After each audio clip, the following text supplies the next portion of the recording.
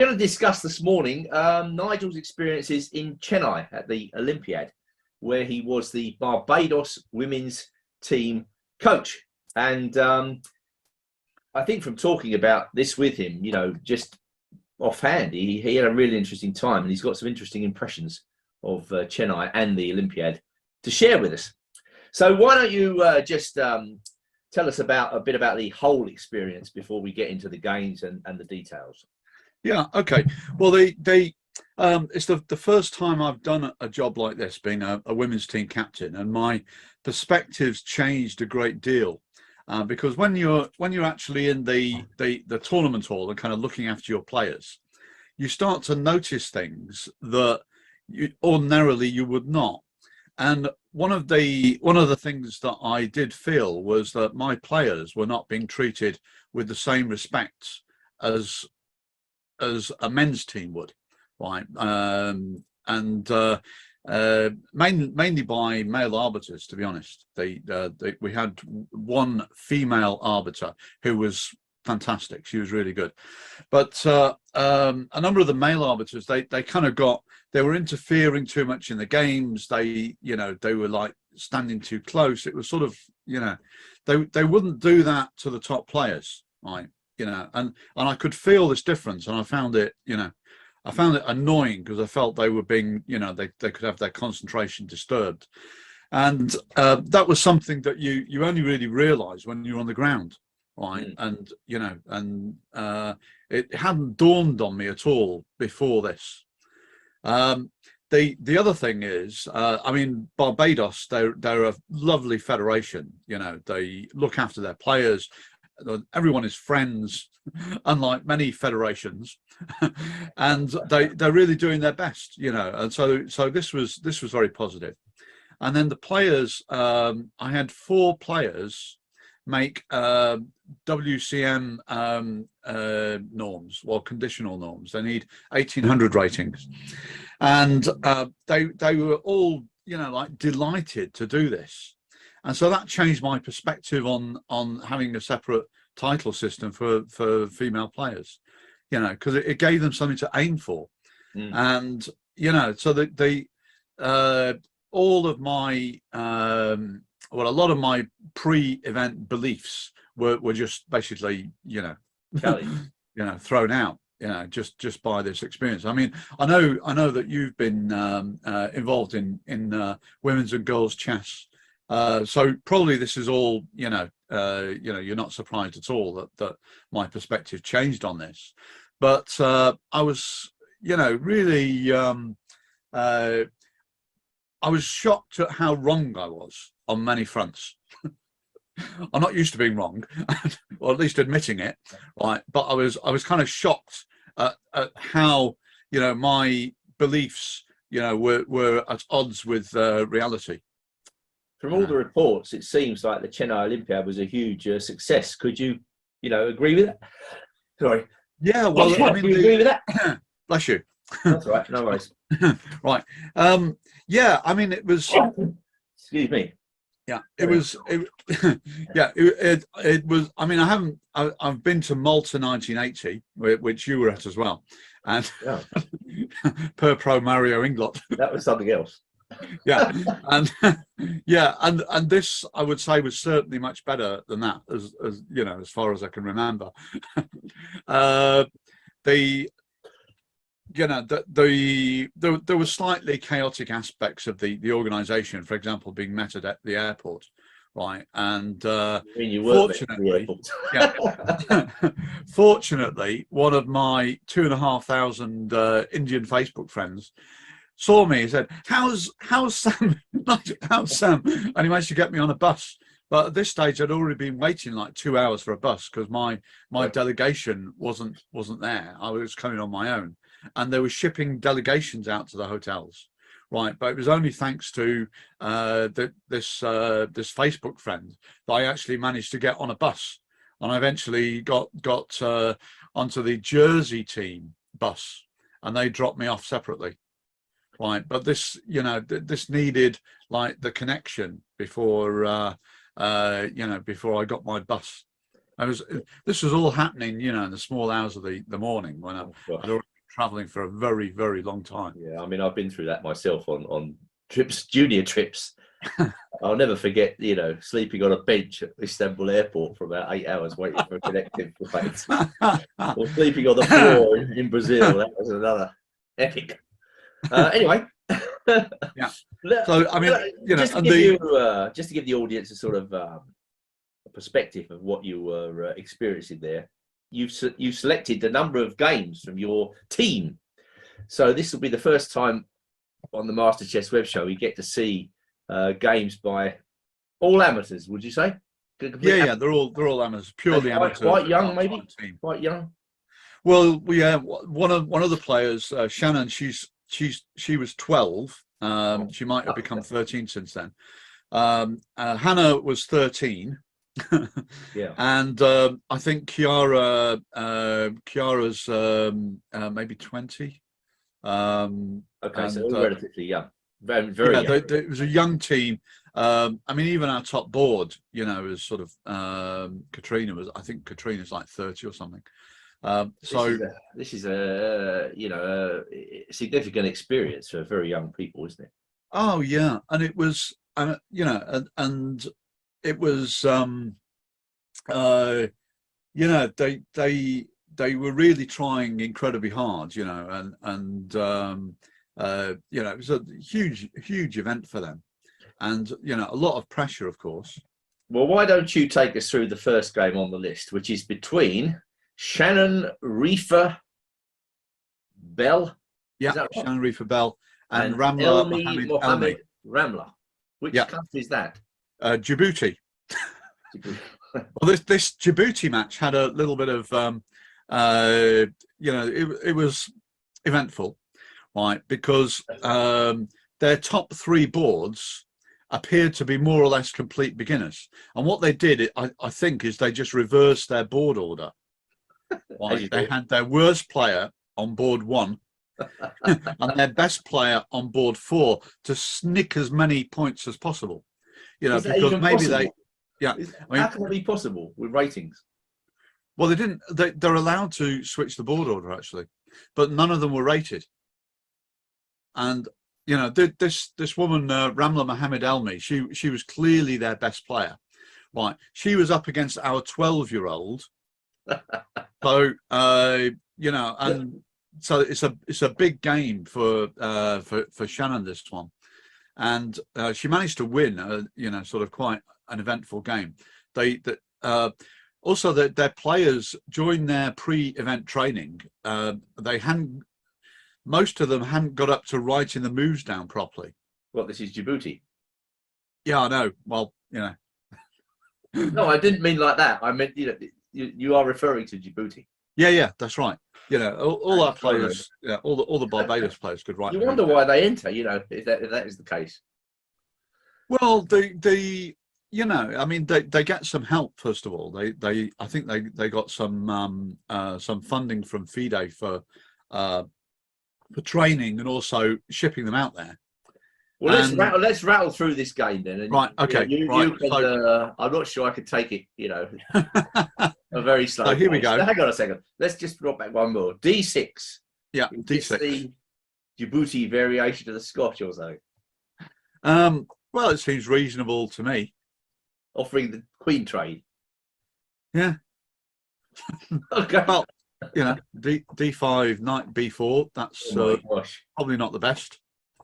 But I mean that this was and you would really want C4 in for white in this kind of position ideally. So probably knight C3 is not the best. But here we go.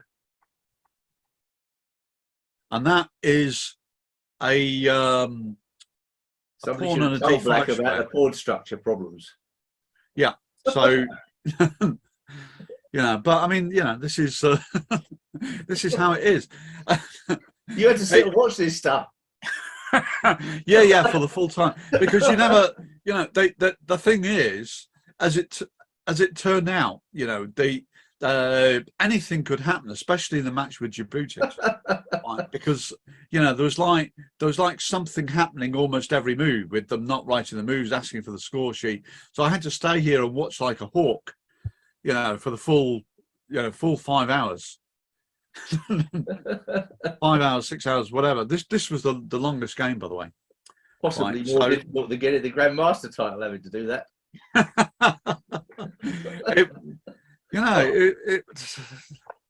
I can see what you mean about this player. You say this person was their best player? Very much so. Easily their best player. Well, at least he's got a threat now. Yeah. Anyway, now the fun starts when knight takes e5. Oh my God, is that sound? Well, the idea is takes here check. Oh. Bishop d6, knight takes g8. So it was, quite a well-spotted tactic. But the problem is that this knight now doesn't actually end up getting back. I mean, you could have got it out now. Yeah.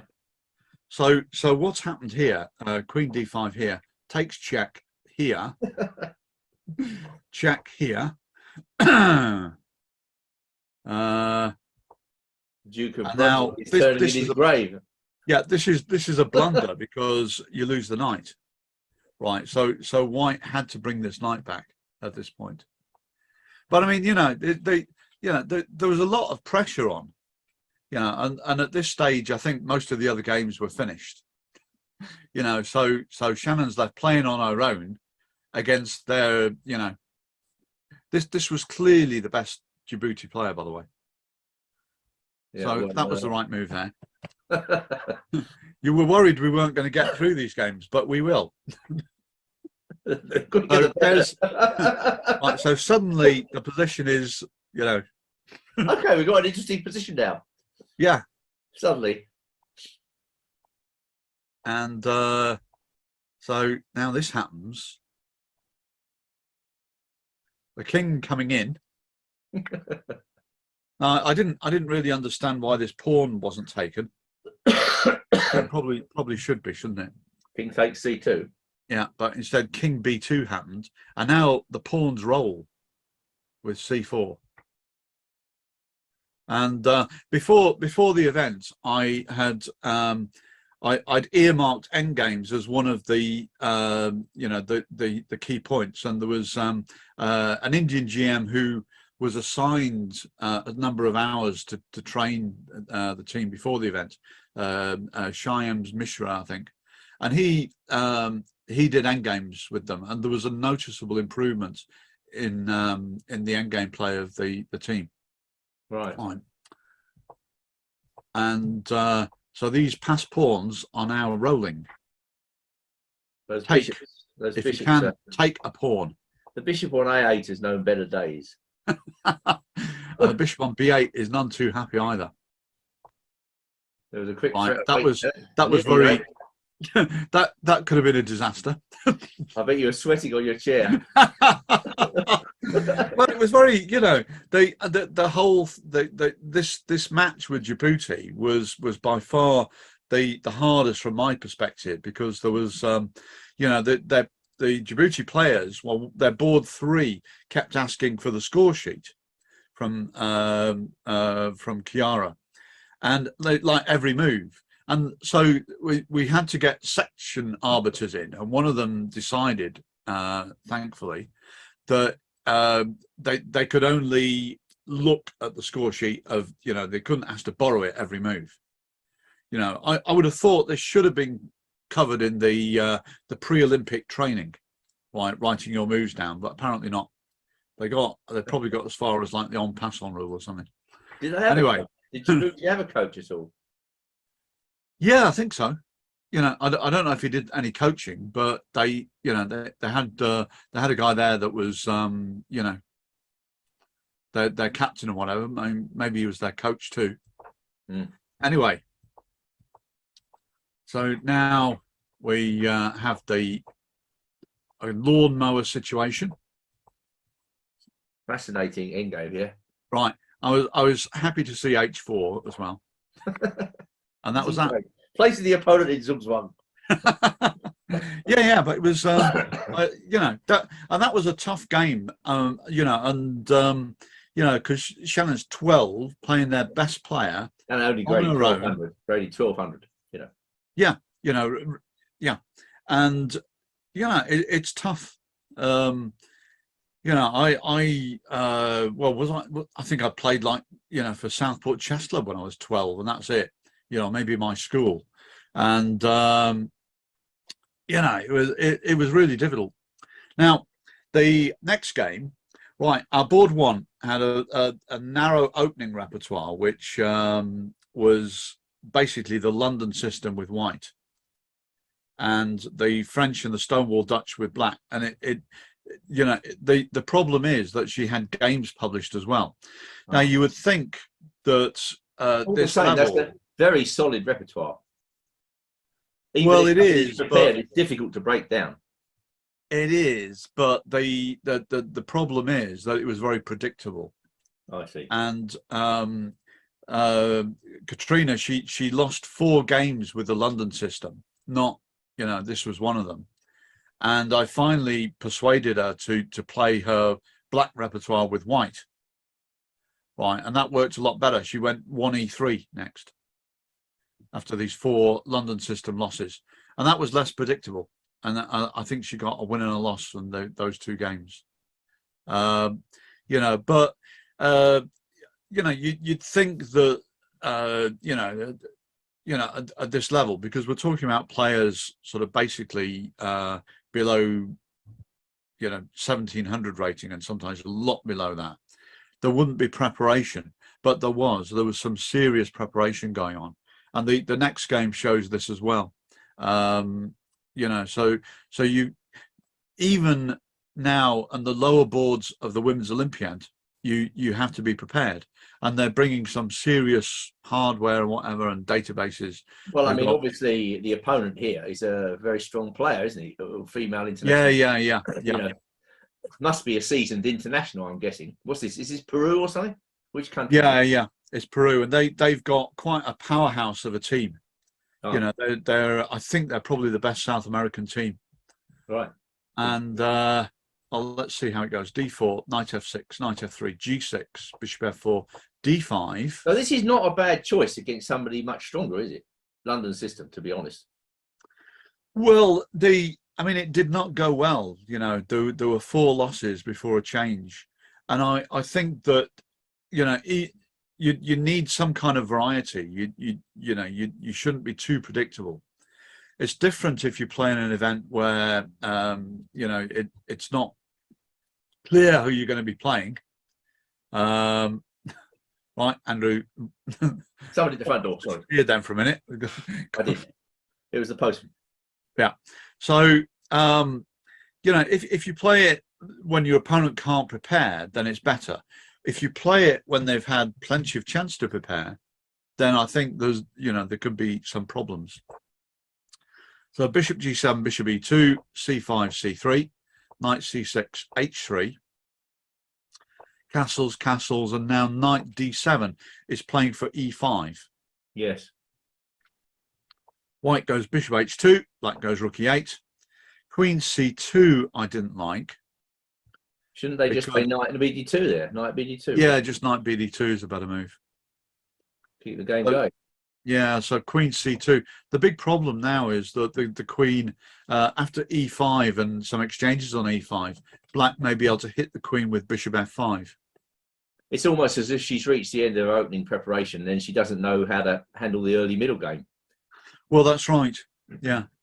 And, you know, so I think the London system played, you know, by Kamsky or, you know, somebody like that, is, you know, that's a more realistic proposition. If you're just going to play London system moves and then have to think and work out the plans, then you know, it's just a way of getting through the first few moves, and perhaps, you know, choosing the wrong plan after that.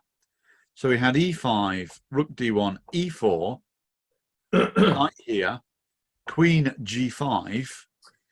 So clearly black is out for blood here. Bishop f4, queen e7. And now the fun starts round about here. White goes a3, cd, bishop takes d4. Gosh, she's really going for it. Yeah. Okay. So the idea, of course, is after ed, you go knight takes d4, and the bishop on e2 can't be defended. However, now white played knight c3, and black can keep the pawn by playing bishop takes c3, but then has quite weak dark squares. So there's going to be some compensation there. So instead, this happened, and now white can indeed take the piece. Mm. So now we get this: knight takes d4, queen c1, possibly queen b1 was a better idea there. Bishop e6, rook e1, rook a c8. Black's got pretty good compensation, I must say. Yeah, well, certainly some. Knight f5, bishop g4. Now we have knight g7, bishop takes e6, knight takes e6. So yeah, I mean, black obviously has compensation here, you know, after f5. But now we get knight b3, rook here, knight d4, knight c5, wanted to come into e3, rook e2, queen g7, b3. Right, b3 is a I think that's a blunder there because of knight d3. It reminds me of an old game of Bronstein. Do you know that game in the two knights where yeah, Rojan Bronstein, massive pawn chain? Yeah. So this is yeah, I think b3 was the losing. Yeah, doesn't look great. And looks terrible now. Yeah. Well, completely lost. Well, there's something else going on here. This is not. I think it wasn't quite. Oh, hang on. That's the end of that. Knight d6. I think it's right, isn't it? Sorry.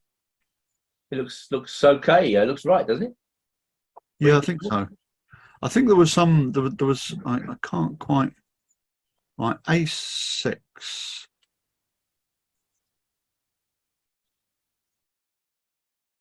And black's almost paralysed there. White's almost paralysed. Huh? Yeah. I think there was like some better defence towards the end, but I can't remember it right now. Well, it must be before b3, I guess. Yeah. So that was I think that was the first of the 4 London system losses.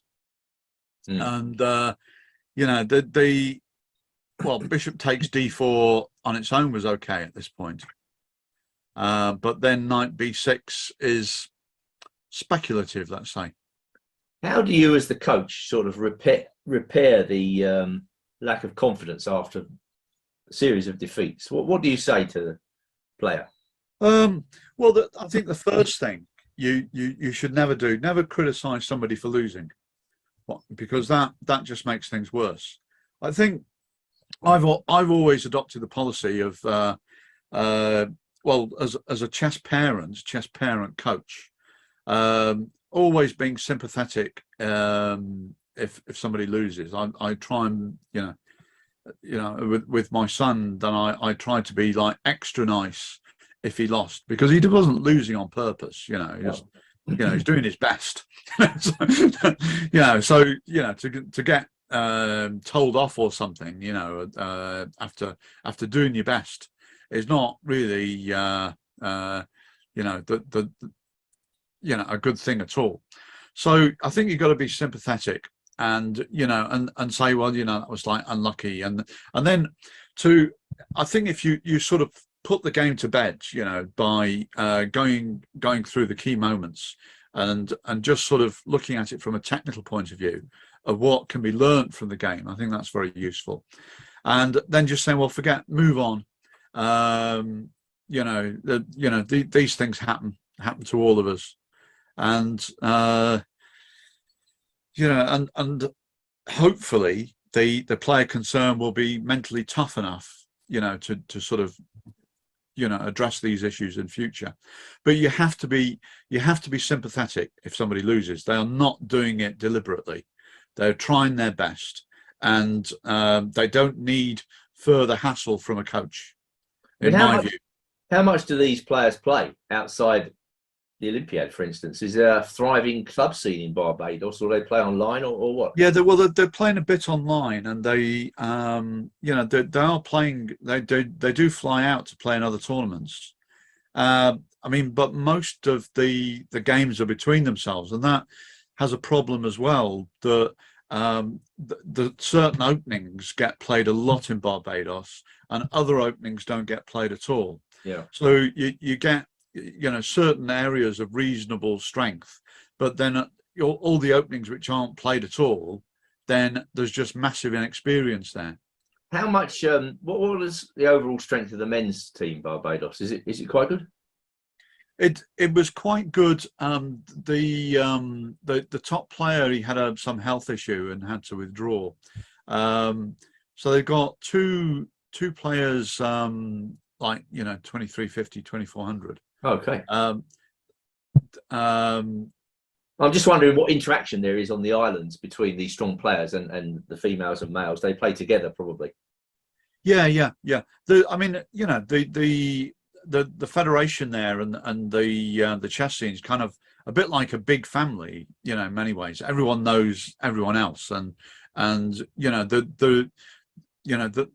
the players do help each other, right? And there's not the same rivalry that you may have in some federations where you've got, some big federations have got different factions and a lot of infighting.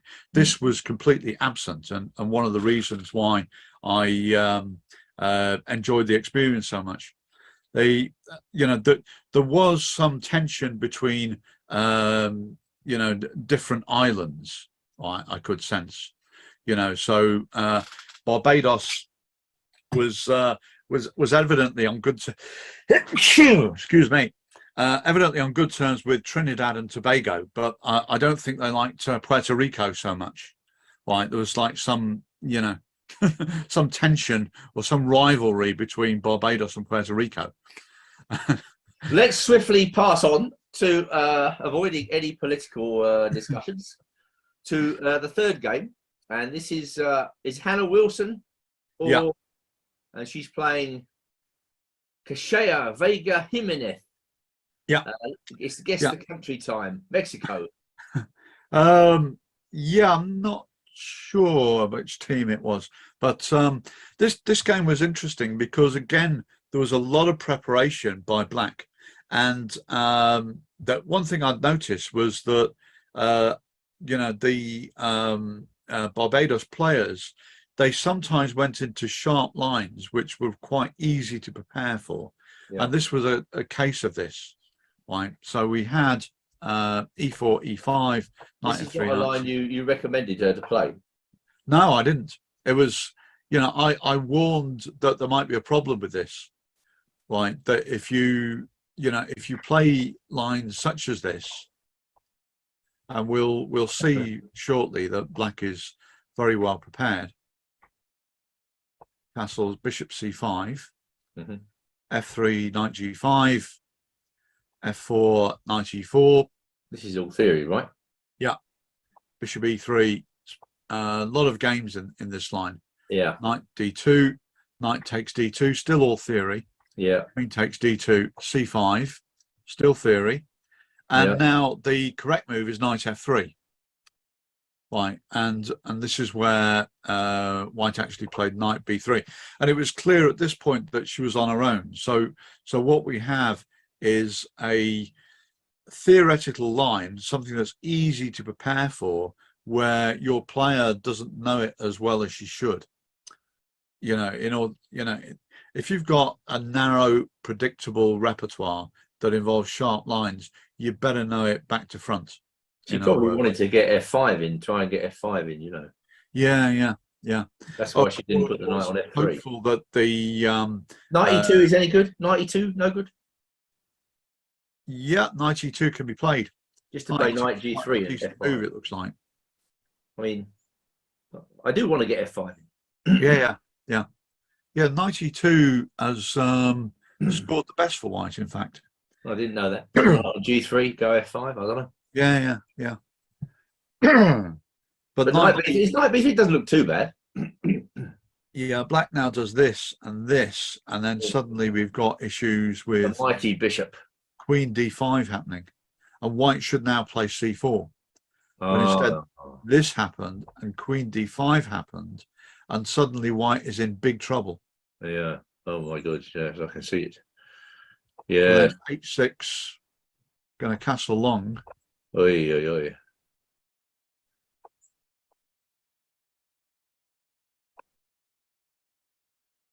So it's just getting very unpleasant for white now. Yeah. The bishop on C6 is massive. Yeah. All the same, she's not playing too badly. No, she's making the most of the position.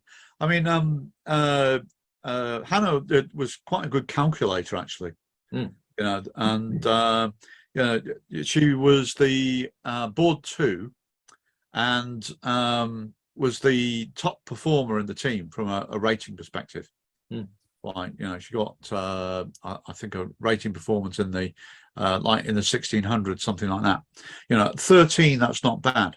Not at all, no. You know, and yeah, especially when you consider that it's not easy for players to develop if they're in a, you know, some you know, fairly isolated country, you know, where you don't have a lot of players in, you know, locally, and it's difficult to travel, because you need to, you know, you need sort of strong players around to develop more strong players. Really, it doesn't happen in a vacuum. So, but Hannah, she has been traveling quite a lot to tournaments or whatever, and she's got very supportive parents with this as well. Mm. You know, that they were actually there in Chennai. Her opponent's playing well. Yeah, was well prepared, and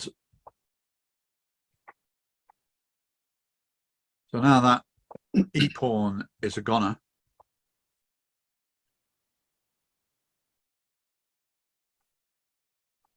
Yeah, it's gone now, isn't it?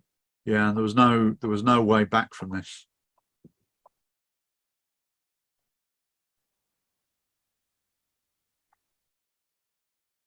No, a lot of fighting spirit. Oh yeah, tremendous fighting spirit. But I mean, all of the players, they fought so hard, you know, and you know, were sometimes outgunned. Well, You know, Black hasn't got a pass pawn yet, so keep the game going. Yeah. Well, Sure, one will appear soon. There's going to be something bad happening. Oh dear. Oh, this happened. Something bad has happened. Yeah, but she fought on.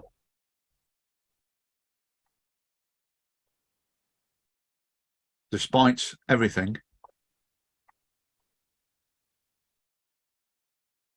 Oh. Right, resigned at this point. Yeah. So, not a bad game. Not bad at all for a 13-year-old girl. Yeah. You know, who was faced preparation basically, and you know, she fought very hard. Knight B3 put her in some trouble, and you know, she tried to solve the problems, but you know, didn't quite get there. From the games you showed, it seems to me they might have been taught openings in isolation. You know, they weren't actually showed middle game plans. Yeah. And that's obviously something they've got to work on by the look of it. Yeah. I mean, you know, this is the problem. You know, that you know, that if you don't have experienced coaches working with players, then you know, you know, they can end up being like shown openings, and for this to be quite self-contained. You know, if they, I suppose, if they, you know, export me to Barbados, and me working full time. If you're listening, Barbados, this is a really good idea. And as long as you're accommodated a 5-star hotel, that's fine.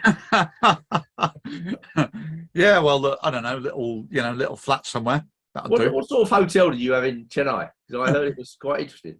Yeah. Well, it was what happened is the teams were not treated equally. Basically, the stronger teams got the better hotels nearer the playing venue, which some might say is a little bit unfair, you know. But I mean, the hotel. I mean, the people were very hospitable. Right, it was sort of, and the people in the hotel were very hospitable and tried to help you all the time, to the point of annoyance, right? When you're trying to scoop your ice cream, oh no, let me do this for you, sir. Right, I can scoop my own ice cream. And yeah, I mean, I had, I managed to win 6-0 against the cockroach empire. Apparently, it was worse in some other rooms, right? But cockroaches to some extent go with the territory, But the best hotels did not have any. Right, the hotels near the venue did not have any at all. So so it's things like that. The room was big, right, which is very good. It means I could practice my Tai Chi, do the whole form in the room. Not bad. And the restaurant was open at different times. There was a bit too much drumming. They did like these like local. They had people come and drum for us, like and it was very noisy. And they had it once in the restaurant and on the roof, so you got this drumming going on. The mosquitoes had gathered because it's like a roof restaurant. And thought, feeding time. And so that it would have been better just to keep us in the original restaurant and then have no drumming, right? Yeah. So there were things like this that I mean, I did give them some feedback on the drumming. I said, this is not a good idea. Come. Yeah, and also on the mosquitoes or whatever. They could have just kept the original restaurant. It wasn't, it wasn't better that we were on the roof. So there were things like that. But it was, I mean, the overall impression is that that people were extremely hospitable and trying very, very hard. And it was a very positive experience, and mainly because of Barbados. Barbados are brilliant. Right. Well, let's move on to the next game, the last game, and this features Kira Eversley. Is that right? Yeah, Kiara. Yeah, Kiara was she was great.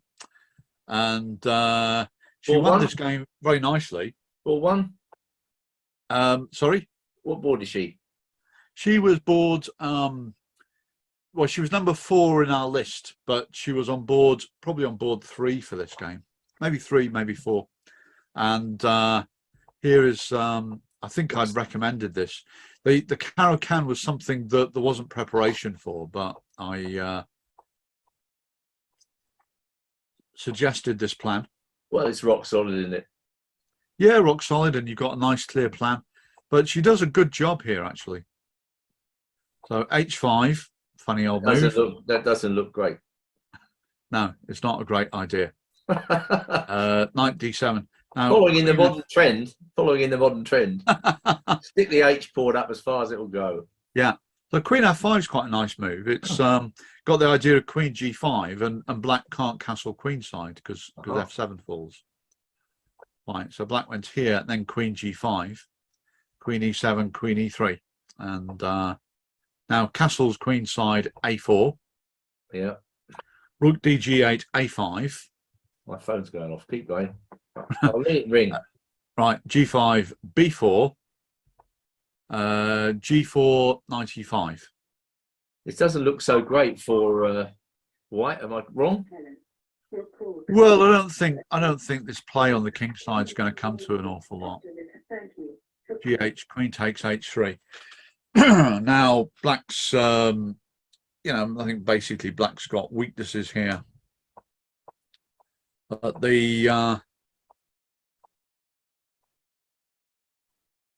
but White did a good job consolidating as well. So H3, G3, Queen F8, and the Queen's Can that be wise? Exchanging the queens in this position? No, it's not wise. Doesn't look right at all.